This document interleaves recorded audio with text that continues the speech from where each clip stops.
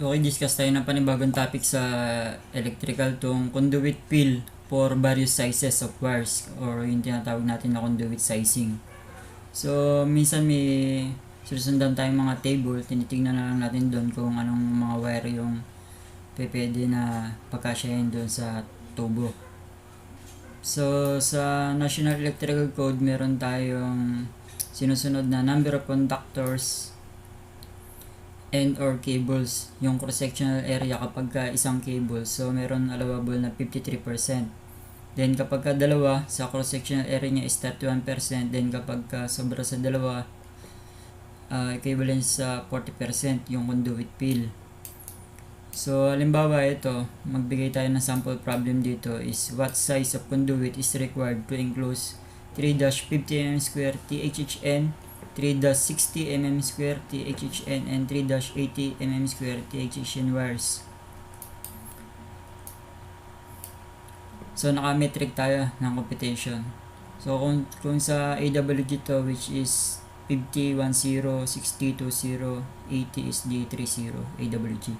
So compute lang muna natin ng metric. So sa computation, example 3-50 mm² THHN.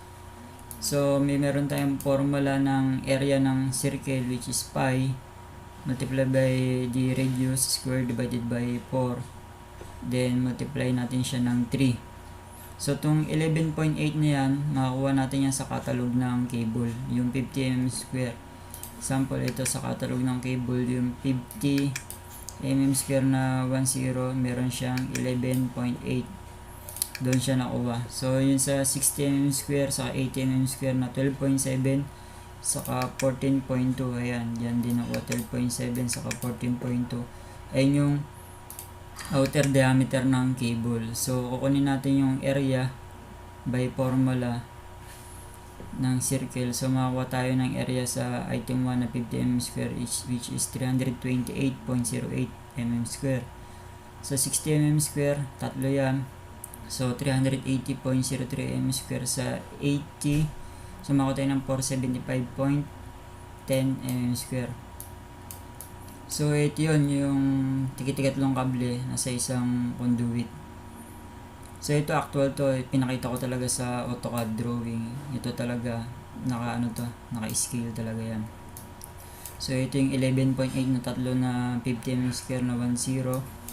Ito yung tatlong 60 mm² na 20. Ito naman yung tatlong 80 mm² na 30, which have equivalent diameter 14.2, 11.8, 12.7.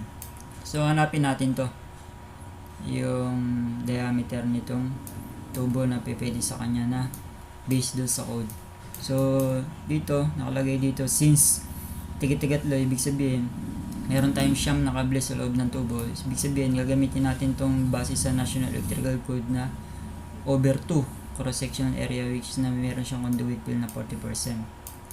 So sa total area occupied, nung in-add natin ito, makakuha 1,183.21 mm² kapag i-compute natin yan, i-add lang natin yan, summation. Then ayun nga, sabi sa code, the maximum allowable conduit fill is 40%. Since marami siya, over 2. Area of wires equivalent sa 40% of conduit area. May conduit total area occupied tayo na nakuha kanina, which is 1,183.21.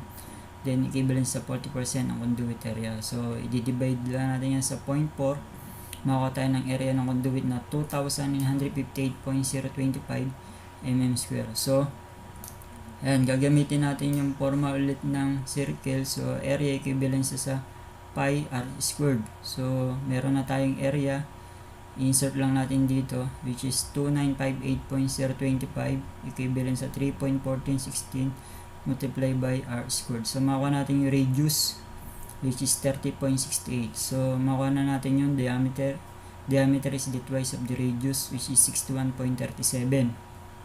So 61.37 mm, gamit tayo na, so wala namang ganyan size ng tubo, so meron 63 mm diameter conduit. Sa English, ang equivalent ng 63 is 63 divided by 25.4, which is nasa 2.44, equivalent sa 2.5 or 2.5 na RSC conduit, dos media ang gagamitin natin. Kaya dito nakalagay dito is 63. So base dito sa actual yan, pag nakita nyo, ibig sabihin kasyang-kasya yung mga kable na meron siyang mga spacing. Mahalaga yan para hindi mag-init yung mga kable natin dyan, saka yun talaga yung base sa code. So para protection natin sa cable, hindi siya masira habang kini-cable pulling or somewhat like that. Yun ang computation ng conduit sizing. Kapag hindi ka natitingin sa table, alamin mo lang yung manufacturer's data ng cable, then itong internal diameter ng tubo, somewhat like that, para makuha mo yung mga ganyan. So ito lumabas, given nyo lang yung cable, then given itong base sa NEC, makuha natin yung 63mm diameter na conduit. So ayun lang, maraming salamat. Hopefully may natutunan kayo sa video na to. Don't forget to subscribe para pa sa maraming mga video tutorials regarding electrical. Maraming salamat.